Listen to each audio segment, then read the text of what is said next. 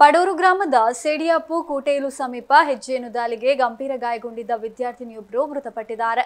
ಇನ್ನೋರ್ವ ವಿದ್ಯಾರ್ಥಿ ಗಂಭೀರವಾಗಿದ್ದು ಹೆಜ್ಜೆಯನ್ನು ದಾಳಿ ಸಂದರ್ಭ ರಕ್ಷಣೆಗೆ ಹೋದ ವ್ಯಕ್ತಿ ಚೇತರಿಕೆಯಾಗಿದ್ದಾರೆ. ಅಕ್ಟೋಬರ್ 10ರಂದು ಸೇಡಿಯಾಪು ಸಮೀಪದ ಕೋಟೆಲು ಎಂಬಲ್ಲಿ ಈ ಘಟನೆ ನಡೆದಿದ್ದು ಗಂಭೀರ ಗಾಯಗೊಂಡಿದ್ದ ವಿದ್ಯಾರ್ಥಿಗಳನ್ನ ಮತ್ತು ಗಾಯಗೊಂಡ ವ್ಯಕ್ತಿಯನ್ನ ಪುತ್ತೂರು ಆಸ್ಪತ್ರೆಗೆ ದಾಖಲಿಸಲಾಗಿತ್ತು. ಅಕ್ಟೋಬರ್ 11ರಂದು ವಿದ್ಯಾರ್ಥಿನಿ ಮೃತಪಟ್ಟಿದ್ದಾರೆ. ಪಡೂರು ಗ್ರಾಮದ ಕೋಟೆಲು ನಿವಾಸಿ ಕಿರಣ್ ಎಂಬವರ ಪುತ್ರಿ ತೆಂಕಿಲಾ ವಿವೇಕಾನಂದ ಕನ್ನಡ ಮಾಧ್ಯಮ ಶಾಲೆಯ 2ನೇ ತರಗತಿಯ ವಿದ್ಯಾರ್ಥಿನಿ ಇಶಾ 7 ವರ್ಷದ ಮೃತಪಟ್ಟವರು. ಅಕ್ಟೋಬರ್ 10ರಂದು ಸಂಜೆ ವಿದ್ಯಾರ್ಥಿಗಳಾದ ಪಡೂರು ಗ್ರಾಮದ ಕೋಟೆಲ್ ನಿವಾಸಿ ಕಿರಣ್ ಎಂಬವರ ಪುತ್ರಿ ಇಶಾ ಮತ್ತು ಕಿಶೋರ್ ಎಂಬವರ ಪುತ್ರ ವಿವೇಕಾನಂದ ಕನ್ನಡ ಮಾಧ್ಯಮ ಶಾಲೆಯ 5ನೇ ತರಗತಿಯ ವಿದ್ಯಾರ್ಥಿ ಪ್ರತ್ಯಶ್ ಮತ್ತು ಸ್ಥಳೀಯ ನಾರಾಯಣ ಹೆಜ್ಜೆನ್ ದಾಳಿಗೆ ಒಳಗಾಗಿದ್ರು.